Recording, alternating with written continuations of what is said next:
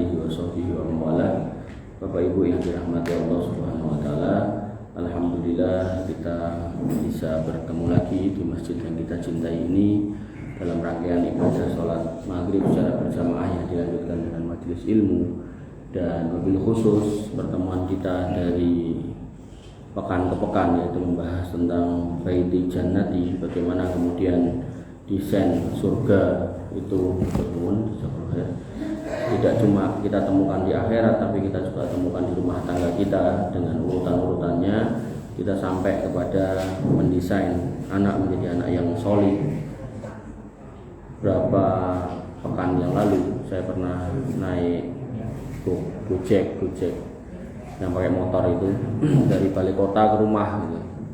Dan ya seperti biasa saya naik Gojek itu mesti ya kejak ngomong sopire gitu. Sok-sok ya dilok ke wong cerewet wis ben timbang langut ya. Nah, si sopirnya kebetulan bawa motornya Vario ini wis logrek gitu. Jadi nek digas berbet wis udah gitu, kalau ada portal gitu mumbul gitu. Nah, mulai sing digoncengnya kula kelas berat gitu kan. Terus ya kula iseng takok mawon, mboten takok motore gitu kan. Takok keluarganya. Putrane pinten Pak? Oh, wis pernah bapak ini. Siji Mas. Oh, tunggal itu. Dalan sama setri. Wedok. Jadi kan pertanyaannya selesai di situ saya. Ini namanya orang Jawa kan ramah-ramah ya. Orang Jawa ini tekok siji jawabannya telu gitu. Siji wedok judeke. Ngentek-ngentekke. Lah mau nikah dereng, malah rong nikah sisan yo anu. Padahal monggo Mas Yan. Padahal kabeh sing tak korbanke kuwi wong tuku motor anyar ya entuk. Wong kuliah ra dirampungke, kursuske ra diselesaike, lalu apa neh dituruti kabeh iki. Saya terus batin, iki anak siji wis judeg ngono gitu kan. Dene anak 6. Tapi sebenarnya bukan soal 1 atau 6 gitu loh. Siji nek soleh solihah aman, oleh 6 soleh solihah nyenengke kan gitu. Makanya ini pembukaan saya gitu. Pentingnya mendesain itu loh. Itu soleh solihah gitu. Anake gitu loh. Bojo ya padha, siji jedeke loro mumetke. Tapi nek loro manut kabeh gitu kan. Nah, mesti seneng guyang-guyu wong. Delokan sebelah iku lak guyang-guyu. Nggih, maka urutan yang ke-6 ya toh, inggih menika menanamkan kecintaan pada Allah dan Rasulnya. Jadi kita harus ingatkan anak ini kalau kowe iki ya padha kaya pake, menungso urip diciptake karo Gusti Allah ya kon ibadah.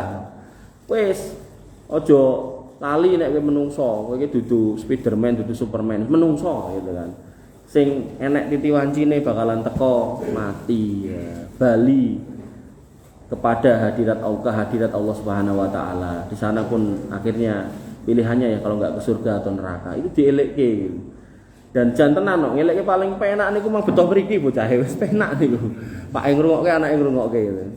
Nah nek ten Bulu niku mungkin Pake isin yakne gitu nek ngaji karo Pake karo anake gitu kan. Dadi Pake ngajine Kamis, anake malam Minggu ngeten iki ya. Mengke ngaji mangkat ya mangkat terus tekan teh dak masjid minggu. Jadi awalnya sing tekan niku kuatah 70 ngoten. Nyusut paling nganton 20 napa 15 ngoten iki. Tapi nggih alhamdulillah kula mboten ngomong dhewe ngoten. Nggih. Jadi yang ke-6, tanamkan kecintaan pada Allah dan Rasulnya, harus gitu kan.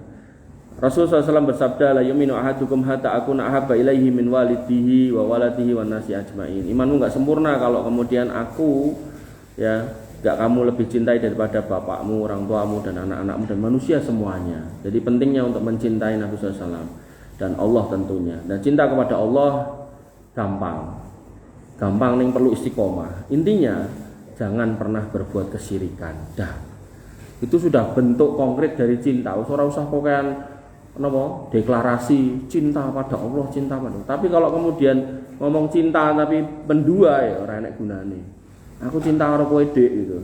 Tapi gajine dikeke tanggane, tangga sing ayu meneh gitu. Nah, Tentu itu istrinya akan mengatakan kowe berkhianat Mas. Ngomongmu cinta karo aku, ngomongmu tresno karo aku.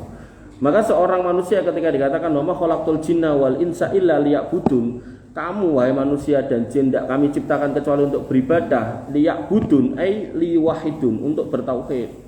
Jadi apapun yang kita kerjakan, sholat, puasa, haji, umroh, sedekah, kurban, semuanya hanya kepada Allah Subhanahu wa taala. Enggak boleh kemudian diperuntukkan kepada selain Allah Subhanahu wa taala. Enggak boleh.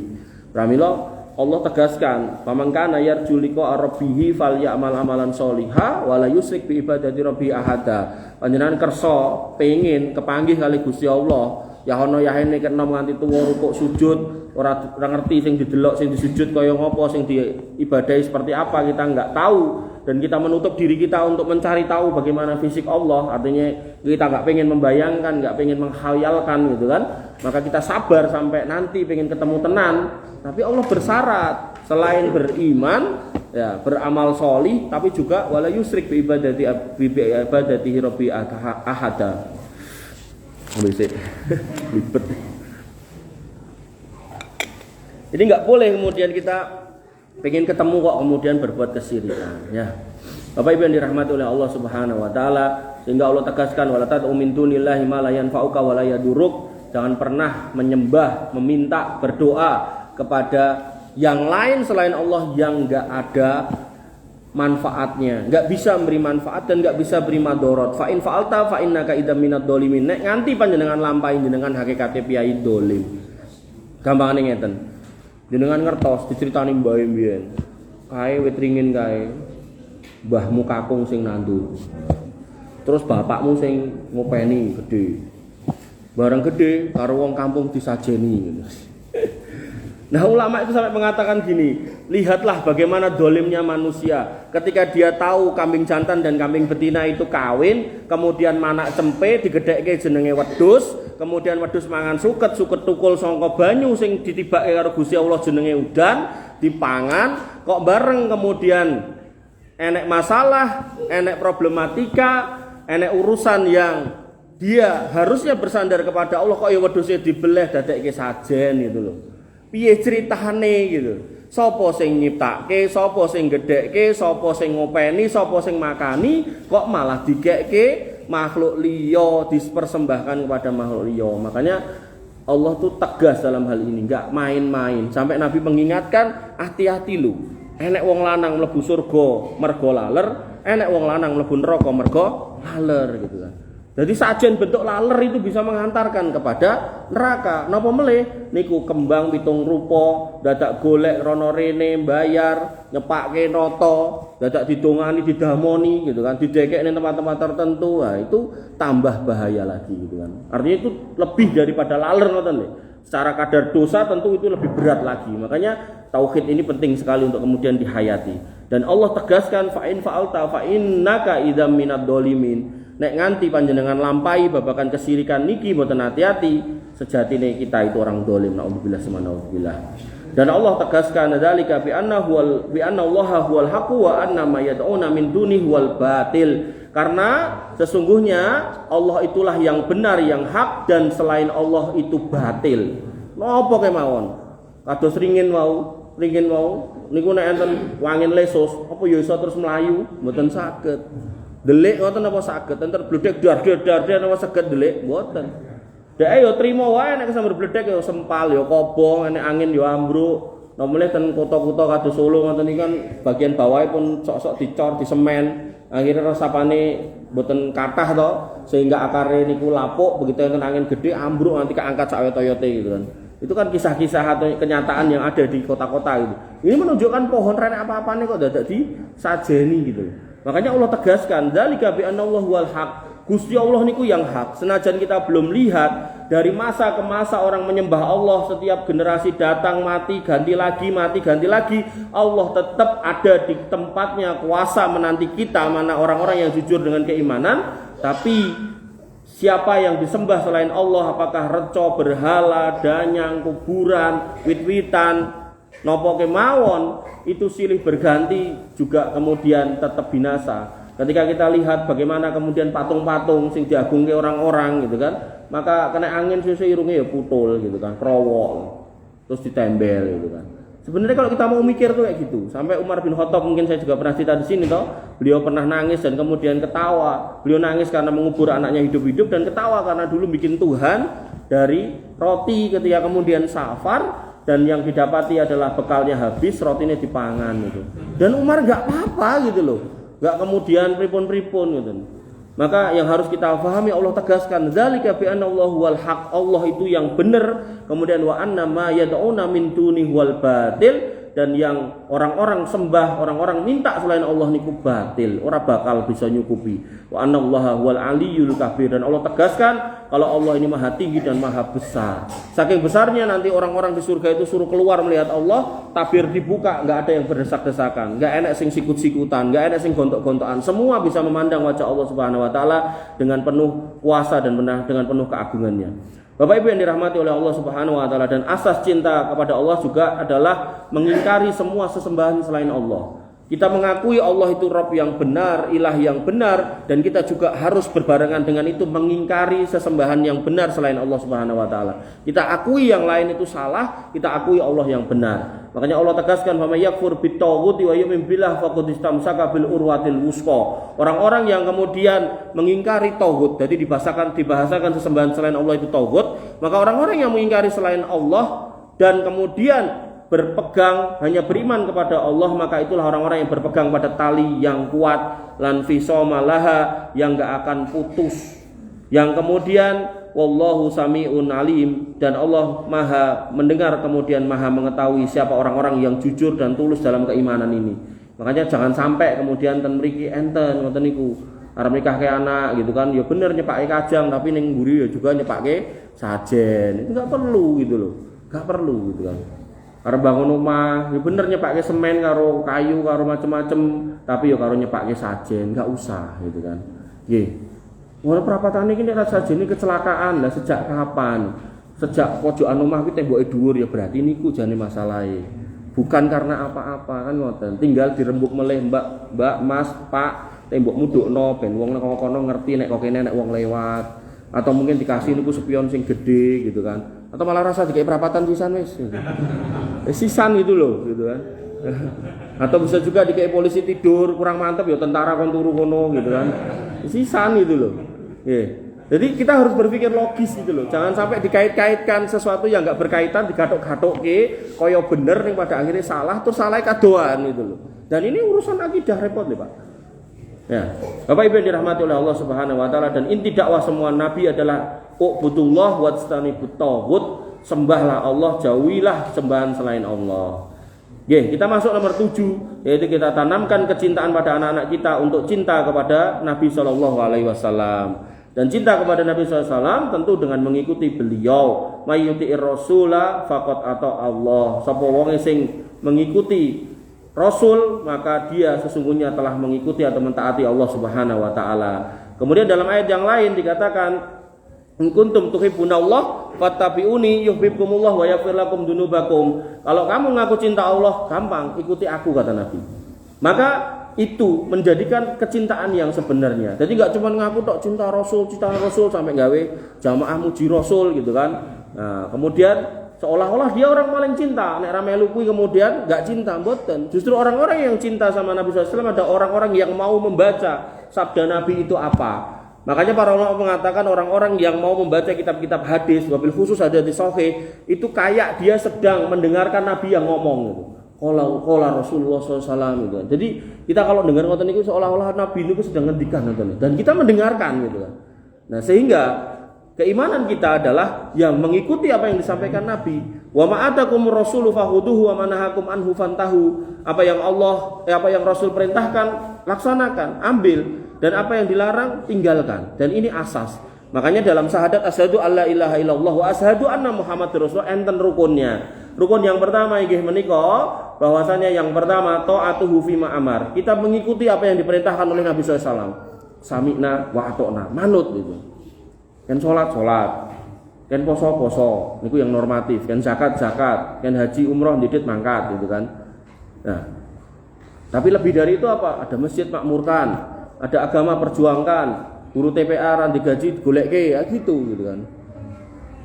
Apa mulai? Banyak hal yang harus kita kerjakan untuk kemudian ta'atuhu fima amar, agar kemudian kita menjadi orang-orang yang mengikuti apa yang disampaikan Nabi SAW. Sebagaimana dalam Quran surat An-Nisa Allah Ta'ala berfirman, wa may yuti'illaha wa rasulahu yudhilu jannatin tajri min tahtihal anhar khalidina fiha wa dzalikal fawzul adzim. Siapa yang taat kepada Allah dan Rasulnya, niscaya akan kami masukkan ke surga yang di bawahnya sungai yang mengalir dan mereka kekal di dalamnya, dan itulah fawzul adzim, kemenangan, kesuksesan yang nyata. Rukun yang kedua, tasdiquhu fima akhbar, membenarkan apa yang dikabarkan oleh Nabi SAW. Nabi bercerita tentang nanti hari kiamat akan datang ketika kemudian orang-orang berlomba-lomba dalam meninggikan bangunan. Waktu itu disampaikan kepada para sahabat, belum ada di sana bangunan yang tinggi bertingkat-tingkat. Tapi sekarang jenengan menyaksikan sendiri, bahkan ada bangunan sing dure sampai berapa ratus meter ke atas gitu kan, dan Burj Khalifah dan seterusnya gitu kan. Kemudian ketika Nabi kemudian bercerita tentang hari kiamat gak akan terjadi sampai minuman keras diminum dengan berbagai macam nama, jenengan pun menyaksikan. Topi miring, ciu, macam-macam lah kuatah niku. Nomornya jenengan bandara internasional itu sak pirang-pirang gitu kan. Kemudian Nabi SAW juga menyampaikan kiamat gak akan terjadi sampai kemudian orang-orang yang gak mau berbuat riba juga tetap akan kena debu riba gitu. Ya gampangannya kita kerja gawe misal dan pemerintahan misal, ternyata pemerintahnya atau pemerintah kota atau pemerintah kabupatennya milih pakai bank riba gitu kan. Ya mau gak mau pegawai ini kan juga kena kepepet kok. Apa Arab ganti rekening, ngomongnya ra dikei transferan pripun. Nah, pensiunan ki sami to paling, BPD to. Ya. Maka ini semua terjadi dan kita lihat. Adapun yang belum kita lihat, nah maka tasdiquhu fima akhbar, kita benarkan. Nabi cerita soal Dajjal, orang ketemu, terus ngingkari, aku pokoknya orang ketemu aku mau iman loh. Padahal nek ketemu Dajjal ini bukan perkara gampang gitu loh. Wong sakniki Mama Gufron ngomong iso bahasa semut, bahasa ngene, bahasa ngono akeh wong melu kok. Piye nek kemudian Dajjal teko gitu loh. Panas mentang-mentang terus udan rene moro gitu kan. Wong tang mati wingi diparani kubure digugah tangi cekekal dapur-dapur lemah metu gitu kan. Wah niku tambah akeh meneh sing melu. Dan ketika kita ketemu sama dia belum tentu kita iso selamat gitu loh. Makanya kalau kondisi-kondisi seperti itu ya ora usah ngarep-arep aku ora bakal ngiman nek ora ketemu barangnya, enggak perlu gitu. Napa jenengan bakal iman tentang neraka nek wis kecemplung neraka? Kan enggak perlu. Napa jenengan lagi percaya nek ditabrak motor iku lara, ndak ngenteni ketabrak sih? Kan enggak perlu gitu loh. Gitu. Apa perlu kita membuktikan racun tikus itu mematikan dengan cara minum dulu? Kan juga enggak perlu gitu. Banyak hal yang enggak perlu kita buktikan agar kemudian kita beriman. Nah makanya Nabi SAW, para ulama merumuskan bahwasanya termasuk rukun dalam syahadat asyhadu anna Muhammad Rasulullah adalah tasdiquhu fima akhbar. Nopo kemawon yang Nabi kabarkan yang kita enggak lihat, kita imani. Kenapa? Karena Nabi niku as-shadiqul masduq, orang yang berkata benar dan inti atau ucapannya, kandungan yang diucapkan itu pasti benar. Walaupun dalam beberapa hadis Nabi juga bersumpah untuk menekankan kebenarannya, walladzi nafsi biyadihi, sering mengatakan seperti itu. Sampai Nabi pernah mengatakan walladzi nafsi biyadihi, demi yang menggenggam jiwa Muhammad, la yasma'u bi ahadun min hadhil umat yahudiyun au nasraniyun, tidaklah manusia yang hidup sekarang ini dari kalangan Yahudinya atau Nasraninya tahu kalau Muhammad ini datang, walam yu'minu bima ursiltu bi, dan tapi enggak mau beriman. Ngerti ya nek agama Islam, Nabi Muhammad, kitab Quran, hadis sak pirang-pirang, enek majelis, enek masjid, enek pengajian, kok ora gelem iman? Kata Nabi, illa kana wa huwa min ashabin nar. Wong kuwi pasti nyemplung neraka gitu kan. Ini menunjukkan bahwasanya keimanan kita adalah sebuah pilihan, dan begitu kita sudah milih, ya kita harus kemudian teguh di sini. Ini akidah loh, Pak. Jangan sampai jenengan ngrungokke omongane Mama Gufron ya kan. Ditekoki agama iki mlebu ning ndi Pak Gufron? Ya surga. Wong anggere agama duwe gerdune dhewe, lha iki agama apa pos kamling kan gitu. Agama apa rondo kan gitu. Maka yang harus kita pahami hati-hati. Karena hari akhir kata Nabi pun ngomong, waktu zaman masih hidup pernah ngomong, hati-hati akan muncul banyak ruwai bidoh. Ruwai bidoh yang ngomong bapakmu ya orang tahu krungu, aja meneh kowe mbahmu pakmu orang tahu krungu, tiba-tiba wong jedul ngomong iso ngomong bahasa semut, bahasa setan, bahasa jin, bahasa malaikat, bahasa udan gitu kan. Sing kabeh bunine padha, inna makoli ya. rahmatan inna makoli rahmatan apa kuwi. Isone ngomong kuwi gitu kan. Tapi terjemahannya macam-macam gitu kan. Apa iki ora cetha gitu kan. Makanya dia di video yang lain kan ngaku nek pernah edan 3 tahun. Ya berarti emang wong edan gitu kan. Nah, apa sih ya yang waras ngaku waras tapi melu-melu sama wong edan itu. Nah, tasdiquhu bima akhbar. Allah tegaskan ya ayyuhalladzina amanu ittaqullaha wa aminu bi rasulih. Bertakwalah, berimanlah wahai orang beriman kepada Allah Subhanahu wa taala dan imanilah nabimu. Nah, imanilah di sini berarti apa yang disampaikan oleh beliau sallallahu alaihi wasallam kita ikuti, kita benarkan. Kemudian rukun yang ketiga istinabu manaha anhu wa zajar, yaitu kita menjauhkan dari apa yang beliau larang. Jadi kalau beliau melarang ya kita jauhi.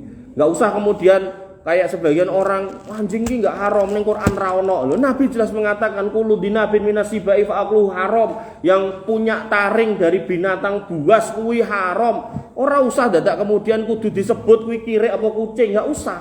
Kalau udah dibahasakan begitu maka semua sing duwe siung haram gitu kan. Bahkan menungso sing duwe siung ya ora entuk dimakan gitu loh. Lah iya, makan saudara sendiri kan enggak boleh, jadi kanibal enggak boleh gitu loh. Nah, maka selapar-laparnya apapun kalau memang ada yang halal senajan ora enak, ya mending yang halal. Kadang enten ya ini ku sanjang daging babi kayak enak banget tuh. Wah, sampean kan Islam kok ngomong ngoten. Lah aku pernah dihapusi koncoku kok. Nah terus lah barang wis entek lagi diomongi lho. Jane kan iso bedake to Pak niku daging apa ora tau mangan daging kaya ngono. Nggih saged jane. Ning gandeng ra diomongi ya tak tutuke gitu. Jadi dhek ngomong ngoten ten kula iki. Enak banget. Terus ngayal to, enak tenan berarti ya.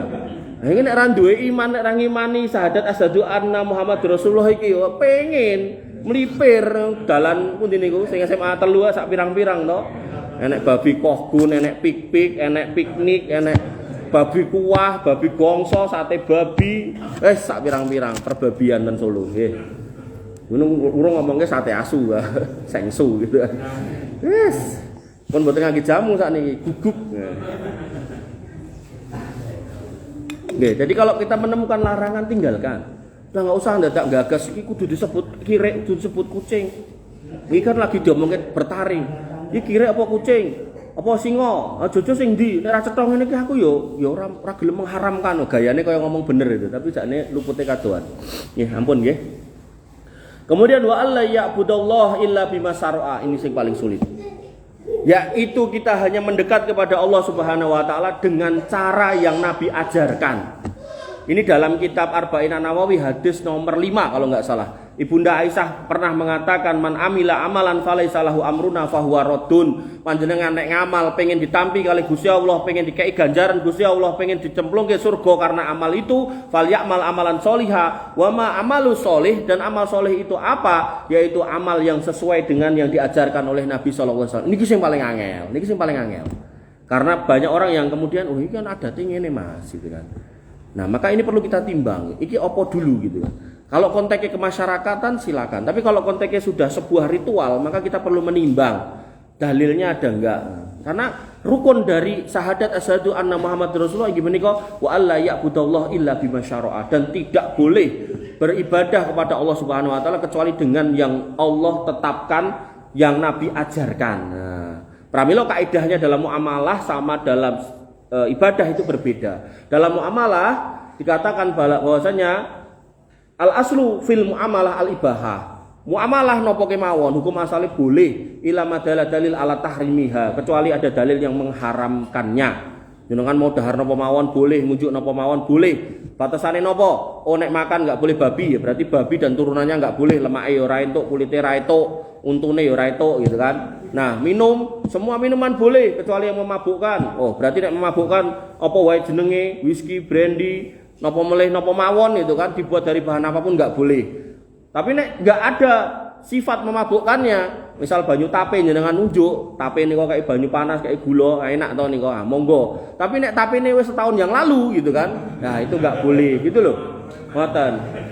Ayam jenengan beleh bismillah boleh. Tapi nek ayam dipuntir gulune ya, ini enggak boleh ya. Maka yang harus kita pahami prinsipnya dalam muamalah semua boleh kecuali yang ada larangannya. Ngoten. Tapi dalam bab ibadah, al aslu fil ibadah at-tahrim. Hukum asal semua ibadah itu enggak boleh illa ma dalil ala wujubiha, kecuali ada dalil yang memerintahkannya. Enak. Makanya Nabi mengatakan sakjane kowe kabeh kuwi mlebu surga ora mergo amalmu. Mergone apa? Amale sithik ning bisa mungkin masuk surga. Kenapa? Rahmat Allah. Kenapa dikasih rahmat? Manut karo Kanjeng Nabi kan gitu urutannya. Nah kita mau jujur salat kita mau sedelok, poso kita ya mau setahun pisan gitu kan. Aku Senin Kamis Mas. Iya nek ditotal kali mboten posone akeh pundi, tetep akeh mboten posone kok gitu. Aku ya sedekah rajin bendina lah pira paling 10.000 gitu kan. Ora Mas, 2.000 tambahan malah gitu kan. Artinya yang kita habiskan untuk hidup kita mungkin lebih banyak. Yang kita jajankan, yang kita makan lebih banyak. Yang kita gunakan waktu kita tidak untuk ibadah itu lebih banyak. Tapi Allah masukkan. Kenapa? Karena Allah kasih rahmat. Kenapa dikasih rahmat? Manut. Niki le. Wa alla yu'badallah illa bima syara'a. Gampangnya ngeten, ngapunten ning kuburan gitu kan. Syariatine napa wonten kuburan? Salam mawon. Assalamualaikum ya ala diyar minal mu'minina wal mu'minat wa inna insyaallah bikum lahikun. Rampung, mulih entuk. Terus yang keloro, kurang mantep Mas. Nggih ndongake nggih entuk. Robbi firli wali walidaya warhamhuma kama rabbayani shaghira entuk. Kurang mantep Mas. Ndongake Allahumma ighfir lahu wong niku dadi wong tuane sing diliki mungkin kancane. Allahumma ighfir lahu warhamhu wa'afihi wa'fu anhu wa akrim nuzulahu wa entuk niku nggih entuk. Kurang mantep Mas, maca Quran ra entuk. Nah. Kenapa? Ya karena enggak ada Nabi pernah nyontohkan baca Quran di kuburan. Jadi kalau jenengan mau baca Quran di masjid, di rumah gitu loh. Dan berdoa mendoakan orang di kuburan juga nggak harus ke kuburan. Mas kurang mantep Mas, aku bawa degan tak gerujuk ke nadem Mas gitu. Namun timbang degan boleh kayak selang wes sisan itu kan. Nah, ben marem gitu loh. Untuk kayak kembang Mas gitu kan. Kenapa kayak kembang? Lah kayak Nabi nancep ke pelepah kurma ngomongin kok adabnya diringankan. Para ulama sepakat itu kekhususan Nabi. Kenapa? Karena para sahabat nggak pernah nglakoni ngoten niku. Mboten enten sahabat sing bendina marang kuburan nggawa niku pelepah kurma niku ditancep-tancep mboten enten. Sampai hari ini panjenengan kalau umroh ten makam Baki, makam Maklam mboten enten kuburan ditancepi pelepah kurma. Wong ten niku pelepah kurma sak pirang-pirang. Nek tenan niku kemudian menjadi sunnah yang harus bisa dijalankan oleh orang selain Nabi SAW. Niku orang-orang udah berlomba ke situ melakukan itu, tapi mboten enten gitu kan. Saestu. Ini menunjukkan bahwasanya pentingnya wa alla yu'badallah illa bima syara'a. Termasuk yang selalu saya katakan nyaluk-jaluk ning kuburan niku nggih mboten enten tuntunane. Dan bahkan itu bisa masuk dalam wilayah kesyirikan. Anak masalah sithik nang kuburan. Utange kokean ra iso nyaur ning kuburan. Anake bingung arep kawin karo sapa ning kuburan. Terus duite ilang 100.000 ning kuburan. Bojone ilang ning kuburan gitu. Kabeh ning kuburan. Sampai njaluk ning kuburan kertas merah yang halus-halus ya ning kuburan.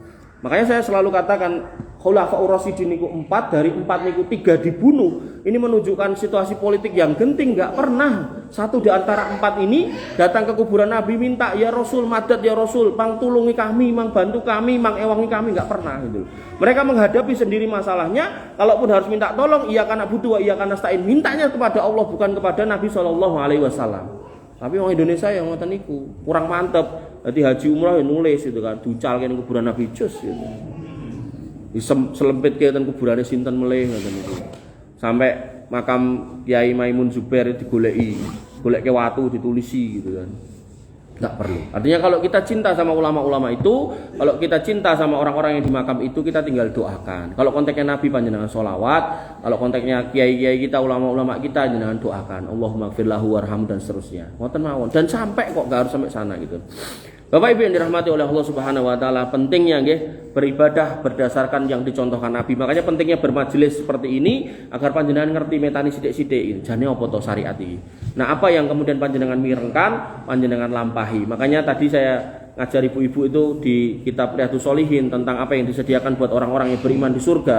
Nabi mengatakan bahwasanya surga niku bertingkat-tingkat dan makin dhuwur paling mulia niku paling dhuwur. Dan makin ke atas niku bercahaya seperti jenengan nek nyawang bintang-bintang ten langit niku lho. Bintang-bintang ten langit itu kan macam-macam, enten sing cilik, enten sing gede, enten sing terang, enten sing boten. Nah, semakin ke atas ini semakin terang.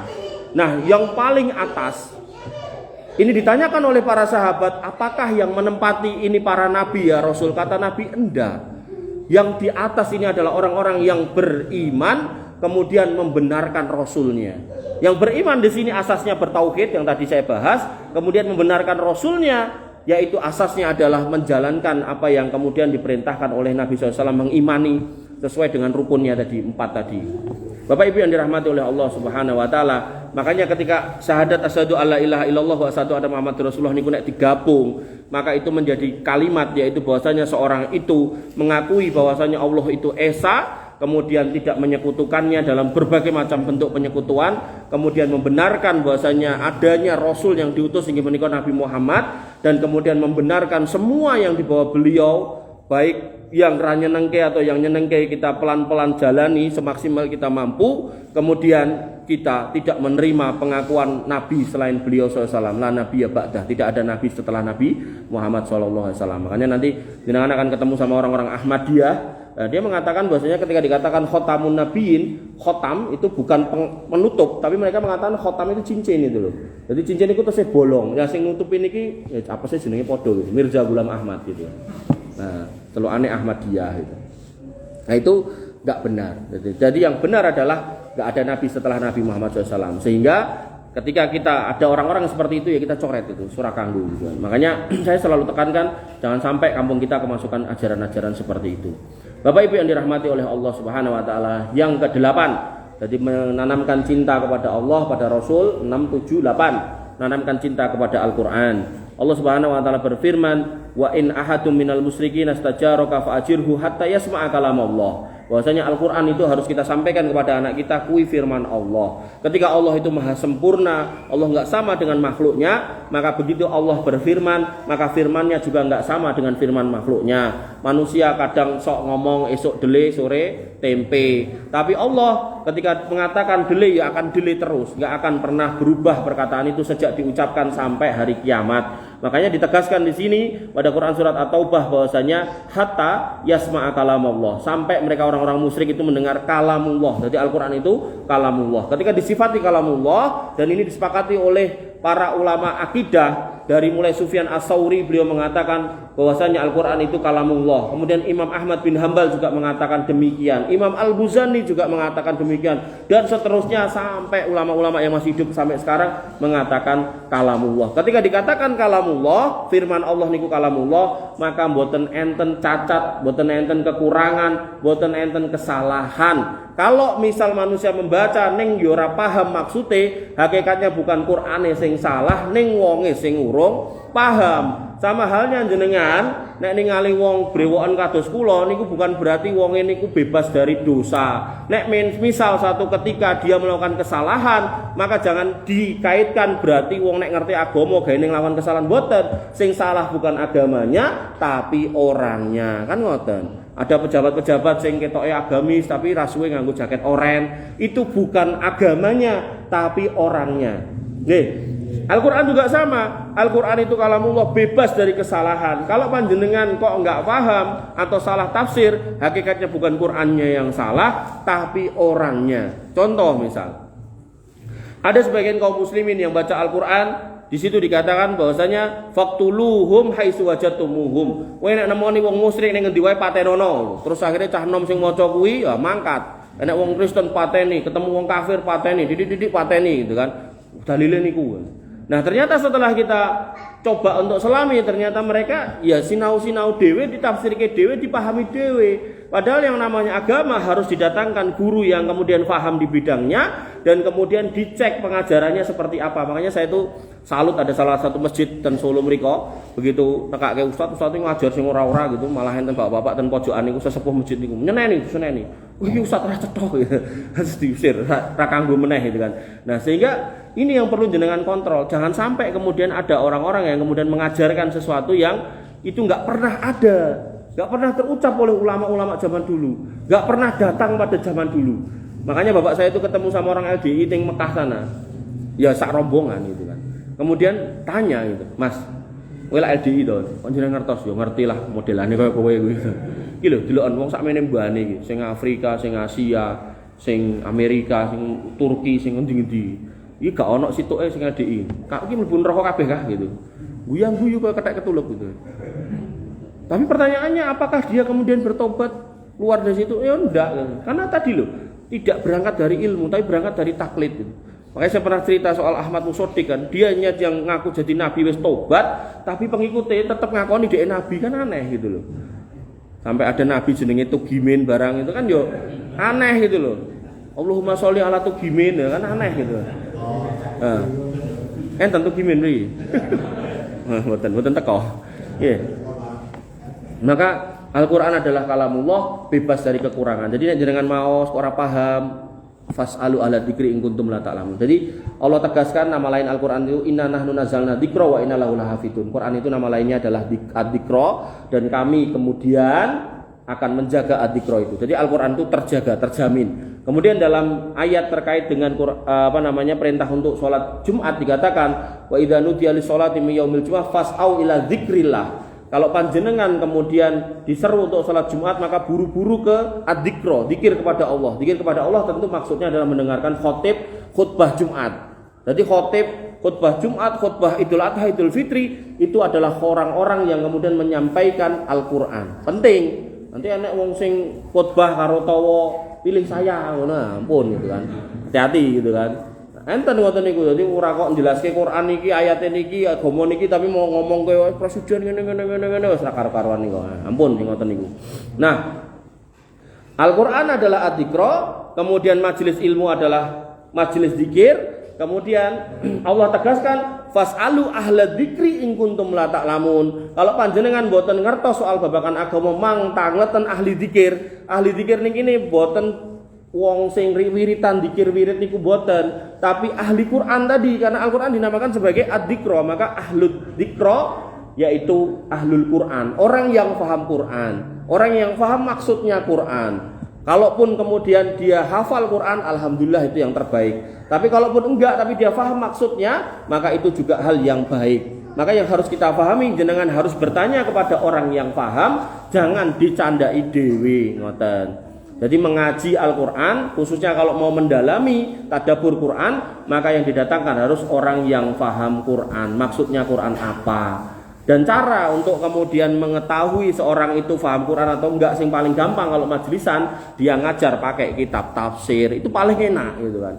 Makanya saya suruh ngajar tafsir ten Baitur Rahman niku, tipes niku. Kula nggawa kitab tafsir dibuka wis penak, aman itu. Jadi saya enggak perlu nambahi pemahaman saya, enggak perlu kemudian nambahi apa sing enten ten pikiran saya, nanti ndak malah kleru. Wong ngajar bener we kon nglakoni, napa mulai ngajar kleru malah ra karu-karuan kan ngoten. Maka yang harus kita pahami adalah Al-Qur'an itu kalamullah, Al-Qur'an itu ad-dzikra, ampun dicandai dhewe nek jenengan mboten paham, mang tanya kepada ahlu dzikir, ahlul Qur'an, yaitu orang-orang yang paham tentang maksud dan makna dari Al-Qur'an. Kemudian Allah tegaskan bahwasanya wa'tasimu bihablillahi jami'an wala tafarraqu. Mang berpegang pada tali Allah yang kuat inggih menika agama, dan agama pondasinya inggih menika Al-Qur'an kalih sunnah. Makanya kalau kembali kepada tanamkan kepada cintaan Al-Qur'an, maka kalau panjenengan pengen anak soleh, pengen anak yang selamat, pengen anak yang kemudian nanti bisa ketemu kumpul di surga, maka dia harus kemudian juga berpegang pada agama, yang agama itu diambil pondasinya dari Al-Qur'an dan sunnah. Dan agama adalah jalan yang lurus,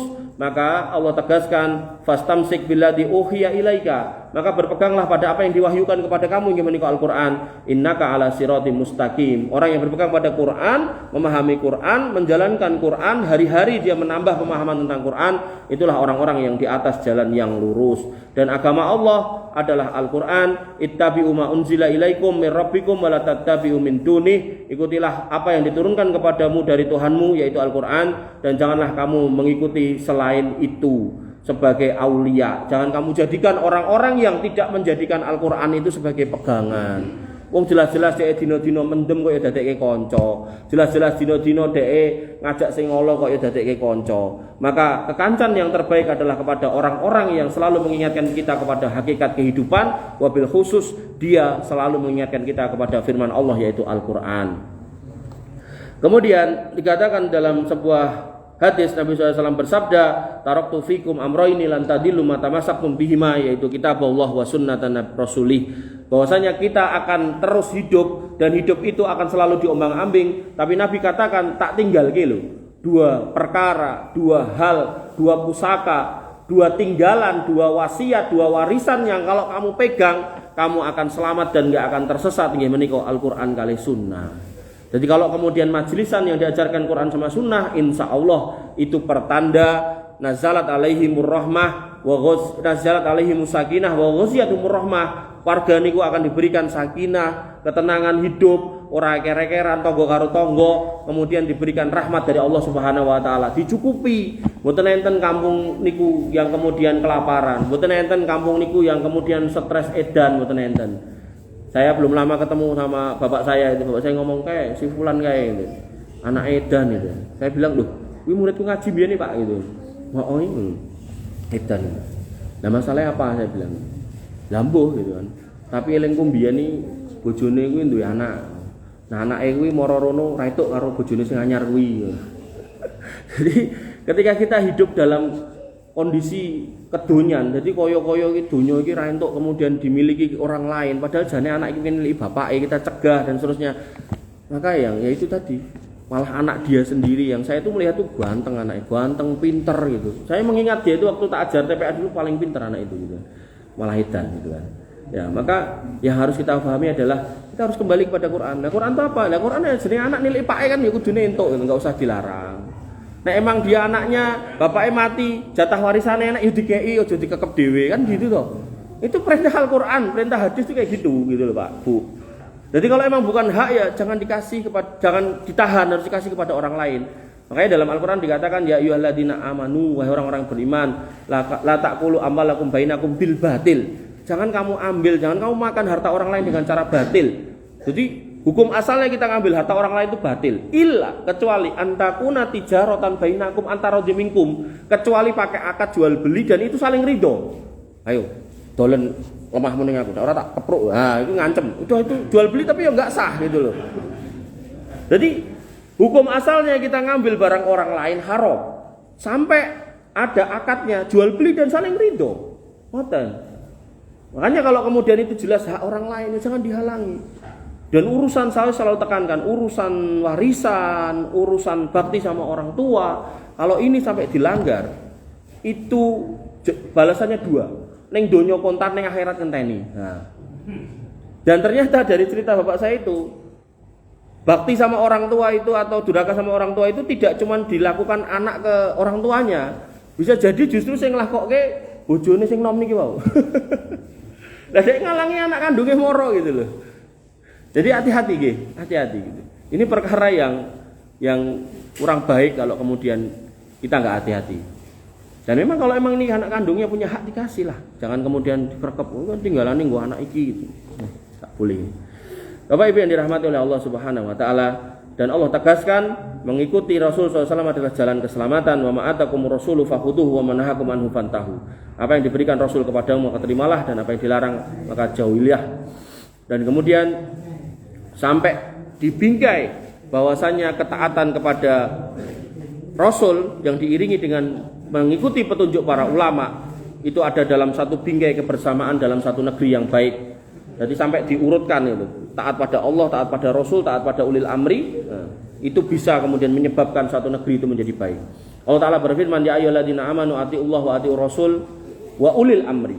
Wahai orang yang beriman, taatlah pada Allah, taatlah pada Rasul dan ulil amri. Ulil amri yang ditaati niki sinten? Pemimpin yang ditaati sinten? Yang taat pada Allah dan Rasulnya. Jadi kalau jenengan duwe lurah misalnya ngoten, kuwi kok iso khotbah Jumat, iso ngimami salat, iso ngisi pengajian, terus ngajak sing apik-apik, nah, wajib taat sama yang kayak gitu. Apalagi ngongkone sing apik gitu. Nah, maka di sini sampai dikatakan wa ulil amri minkum fa in tanaza'tum fi syai'in. Kalau ada masalah di masyarakat dan masyarakatnya sudah teredukasi pentingnya taat pada Allah, pada Rasulnya, dan taat pada Allah ini kembali pada Quran, taat pada Rasul kembali kepada hadis. Kalau kemudian di Quran dan di hadis ini nggak ketemu formatnya, maka yang meramu ini ulil amri. Ulil amri ini maknanya dua, bisa ulama, bisa kemudian pemimpin. Nah, pemimpin zaman dulu kan yang merangkap ulama. Jadi yang namanya Abu Bakar, Umar, Utsman, Ali ini yang merangkap ulama gitu kan. Tapi sekarang kan pemimpin gitu sok-sok ya ramudeng juga soal agama nih, maka pentingnya duet antara ulama dengan umaro gitu kan. Nah, maka ketika ada perselisihan di masyarakat, dikembalikan kepada Quran, Sunnah, ulil amri. Ketika kemudian masyarakat sudah sepakat, kebenaran diambil dari situ, enak gak bakal ada permusuhan. Makanya Allah tegaskan fa in tanaza'tum fi syai'in farudduhu ila Allah wa rasulih in kuntum tu'minuna billahi wal yaumil akhir dzalika khairun wa ahsanu ta'wila. Maka kalau memang kamu beriman kepada Allah dan hari akhir, maka harusnya masalah itu kamu kembalikan kepada Allah, Rasulnya, dan ulil amri. Dan contohnya gampang, ketika ada keluarga, ada adik, ada kakak, dan seterusnya, sepakat nih, iki nek bondo iki kudu didom nganggo hukum waris. Maka ya ketika emang hukum waris mengatakan wong wedok entuk separuh, wong lanang entuk siji, atau wong wedok entuk siji, wong lanang entuk loro, ya kita imani gitu loh, kita lakukan. Tapi enek konsekuensinya apa? Begitu laki-laki dapat 2, ya berarti laki-laki inilah nanti yang kemudian ngurusi urusan orang tuanya tua, dia yang ngopeni, dia yang ngeragati, dia yang jagani sampai tekaning pati, dia yang ngurusi prosesi segala macam. Adapun anak-anak perempuan, maka dia berbakti pada suaminya. Tapi nek kemudian sing lanang ya ora ngurusi terus piye? Apa sing wedok entuk njikuk bondone ya enggak boleh, kasih aja. Kedoliman dia Allah yang balas. Lah terus yang perempuan ini gimana? Kan juga wajib berbakti sama suami, maka ya urusi itu orang tua yang kemudian nggak diurusi sama anak laki-laki. Jadi jangan kemudian wajib sama laki-laki sama suaminya, akhirnya wong tuane ya ora diurusi. Sampai datang ada seorang keluarga ibu-ibu yang ora diurusi karo anake 5 gitu. Anak sing gelem ngurusi sama abu minggat segala macam itu kan. Terus saya ketemu sama anake. Saya malah ditanya, aku takut Pak Ustaz, wong wedok kan wajib bakti karo wong lanang to. Nggih, bener gitu kan. Lah aku kan wong wedok, ya aku bakti karo suamiku to. Mosok aku ngurusi mbokku. Nah, saiki tak tekoki jenengan jawaban gitu kan. Saiki mbokmu iki anake 5 wedok kabeh. Terus jenengan ngarep-arep sapa sing ngopeni mboke sampean? Coba. Artinya kita juga harus mikir gitu loh. Nek misal itu anake wong tua ki nek sing lanang ora gelem ngurusi, apa ya sing wedok kudu melu edan juga kaya sing lanang kan gitu. Jadi nggak boleh kemudian melu-melu sing lanang, atau kemudian nggak boleh juga mendolimi haknya yang laki-laki. Biarin aja, kasihkan hak dia, tapi jangan kemudian kita juga mendolimi orang tua. Dan sekali lagi urusan warisan, urusan orang tua ini dibalas 2 kali, di dunia dan di akhirat. Pramila kalau panjenengan ketemu sama anak-anak yang aneh-aneh dengan orang tuanya, kemudian uripe ketulo-tulo, mang sanjangi ken tobat, ben nanti adab di akhirat itu bisa di cancel sama Allah Subhanahu wa taala. Bapak Ibu yang dirahmati oleh Allah Subhanahu wa taala, sehingga penting sekali kemudian kita kembali pada Quran dan Sunnah, beriman kepada Allah dengan bertauhid, beriman kepada Rasulnya dengan mengikuti Sunnah, kemudian beriman kepada Al-Quran dengan kita mempelajarinya, mengkaji, bermajelis yang isinya adalah Quran dan Sunnah, maka insya Allah itu asas kebahagiaan sebagaimana yang dijanjikan Nabi SAW. Illa nazalat alaihimus sakinah wa ghasyiatumur rahmah, maka akan kemudian diturunkan kesakinah, ketenangan buat warga, baik itu secara komunal ataupun keluarga secara parsial ataupun pribadi secara personal. Maka ketika ini sampai terjadi, kita kemudian bermajelis, melazimkan diri bermajelis cuma sampai antara adzan maghrib selesai sholat maghrib sampai isya, maka insya Allah itu nggak akan banyak memakan waktu hidup kita, tapi Allah berjanji akan mengasih rahmat. Sebagaimana kita sholat juga nggak banyak waktu kita untuk sholat tapi Allah berjanji akan memberikan surga buat orang-orang yang mau sholat. Bapak Ibu yang dirahmati oleh Allah Subhanahu wa taala, mbok bilih mekaten ingkang saged kula aturaken, insyaallah nanti minggu depan kita lanjutkan pada poin yang ke berapa ini? 9. Ini ajarkan benci pada kebatilan. Kurang lebihnya saya mohon maaf. Walafu minkum subhanakallahumma bihamdika asyhadu an la ilaha illa anta astaghfiruka wa atubu ilaik. Assalamualaikum warahmatullahi wabarakatuh.